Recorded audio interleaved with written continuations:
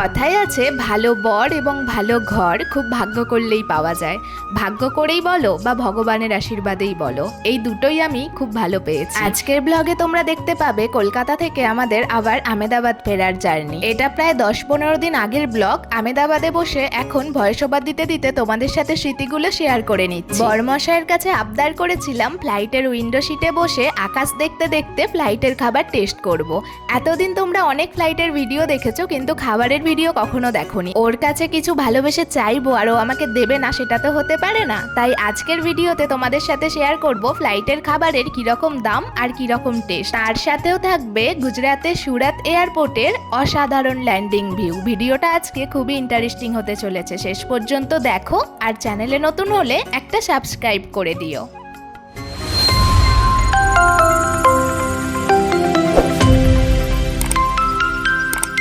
ভিডিওটা শুরু করার প্রথমেই জানাই hello friends, good morning, welcome back to my channel Moumita Bhowmik. আগের দিন রাতে শ্বশুর বাড়ি থেকে কলকাতায় ননদের বাড়ি চলে এসেছিলাম, যেহেতু ননদের বাড়ি থেকে এয়ারপোর্টটা একটু সামনাসামনি পড়ে। আগের বার যখন এসেছিলাম তখন থেকে এইবারে অনেকটাই চেঞ্জ হয়ে গেছে। রাস্তার দুই পাশ খুব সুন্দরভাবে ডেকোরেট করা হয়েছে, আর এখানে একটা মিনি দক্ষিণেশ্বর মন্দির বানিয়েছে, দেখতে খুব সুন্দর লাগছে জায়গাটা। মোটামুটি 8:30 নাগাদ আমরা বাড়ি থেকে বেরিয়ে গেছি। এখান থেকে আমাদের এয়ারপোর্ট যেতে লাগবে উবেরে 1.25 ঘন্টার মতো।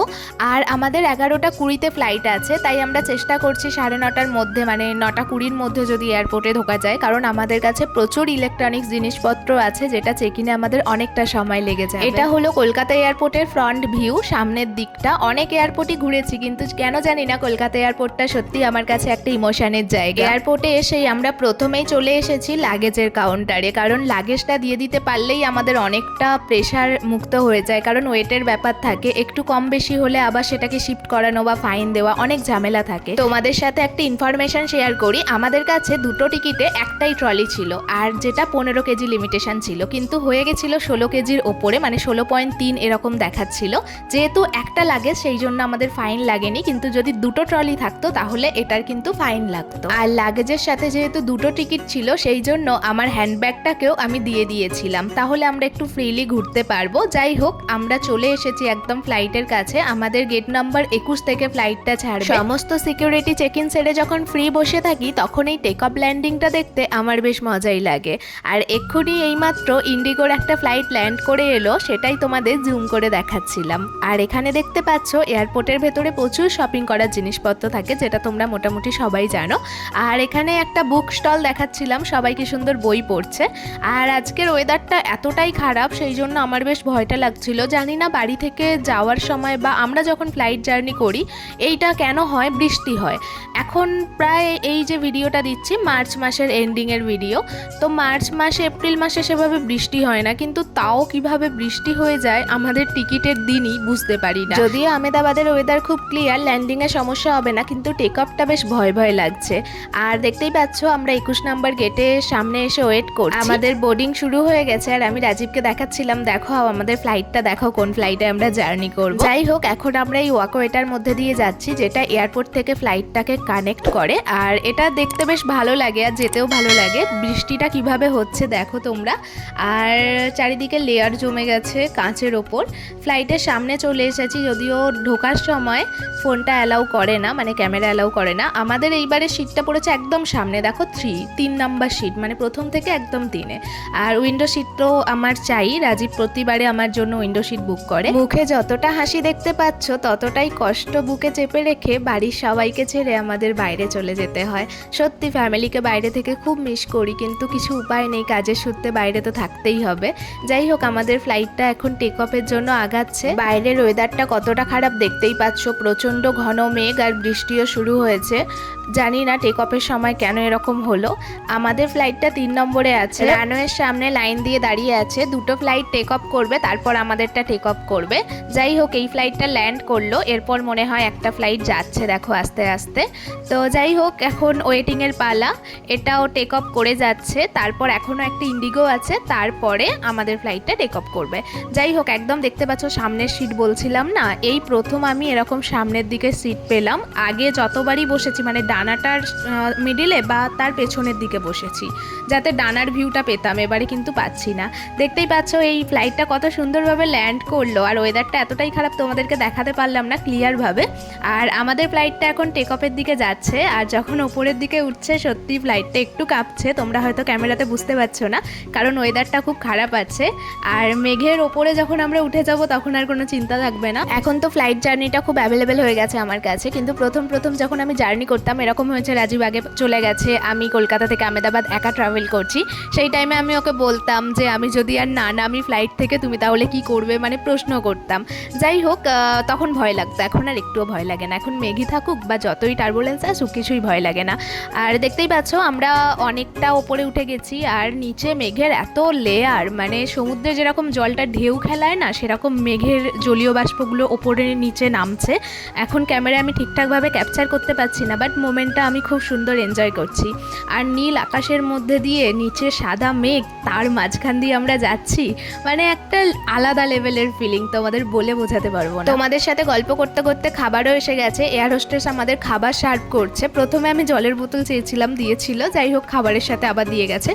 আর এয়ার ইন্ডিয়া হয়ে গেছে এখন এই ফ্লাইটটা, আগে এয়ার এশিয়া ছিল, মানে ফরেন ব্র্যান্ড ছিল, এখন ইন্ডিয়ার ব্র্যান্ড এসে গেছে, সেই জন্য ইউনিফর্মটাও চেঞ্জ হয়ে গেছে। কীরকম একটা কুর্তি জাতীয় মানে ইউনিফর্ম দিয়েছে, আগে ইউনিফর্মটা বেশ সুন্দর ছিল। আর সার্ভিস ওয়াইজ যদি রেটিং দিতে বলো, আমার পার্সোনালি ইন্ডিগোটা বেশি ভালো লাগে। এটা একটু চিপ কিন্তু মোটামুটি সার্ভিস ভালোই, খারাপ না।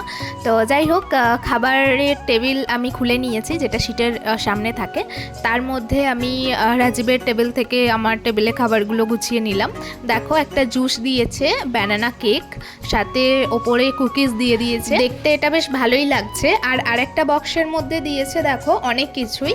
আর ট্রাস্ট মি, এর মধ্যে যেগুলো আছে আমি তোমাদের বলছি। ম্যাশ পটেটো মানে আলু সিদ্ধ দিয়েছে একটু মেখে, আর একটু মশলা ছড়িয়ে দিয়েছে ওপর দিক দিয়ে। গ্রিল ফিশটা যেটা দিয়েছে সেটা আমার টেস্টটা একটু ভালো লেগেছে।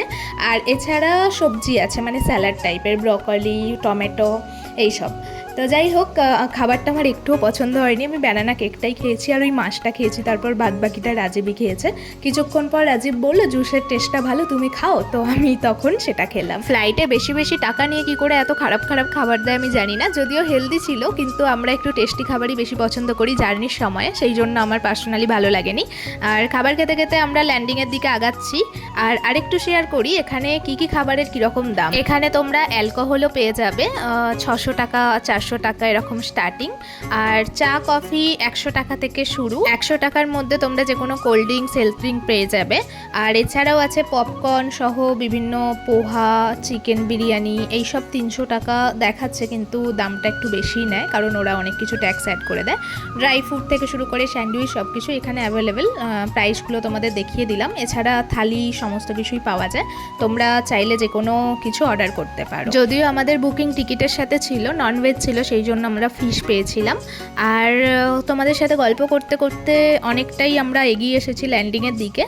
আর ল্যান্ডিংয়ের ভিউটা ভীষণ সুন্দর ছিল, পুরোটা দেখাতে পারলাম না, প্রায় 3-3.5 মিনিট ধরে আমি ভিডিওটা করেছিলাম। এই ভিডিওর সাথে দিলে ভিডিওটা অনেকটা লেন্দি হয়ে যাবে, বড় হয়ে যাবে, তোমরা দেখতে বোর ফিল করবে, সেই জন্য আমি কিছু কিছু কেটে কেটে দিয়েছি আর অনেকটা ফাস্ট করে দিয়েছি। ওই ভিডিওটা আমি কোনো একটা গান দিয়ে পরে পোস্ট করব, তোমরা চাইলে আমার চ্যানেলে চেক করতে পারো। আহমেদাবাদ গান্ধীনগরের মতো সুরাতও কত সুন্দরভাবে ডেভেলপ হচ্ছে, তোমরা দেখতেই পাচ্ছ, কত উঁচু উঁচু বিল্ডিং থেকে শুরু করে রাস্তাঘাট খুবই সুন্দরভাবে বানানো হয়েছে, নদীর ওপর ব্রিজগুলোও খুব সুন্দরভাবে বানানো হয়েছে। আর অসাধারণ ভিউ, অনেকটা ফাস্ট করে দিয়েছি বলে হয়তো তোমরা বুঝতে পারছো না, কিন্তু দেখতেই পাচ্ছ সিটিটা কতটা ডেভেলপ করেছে সুরাত।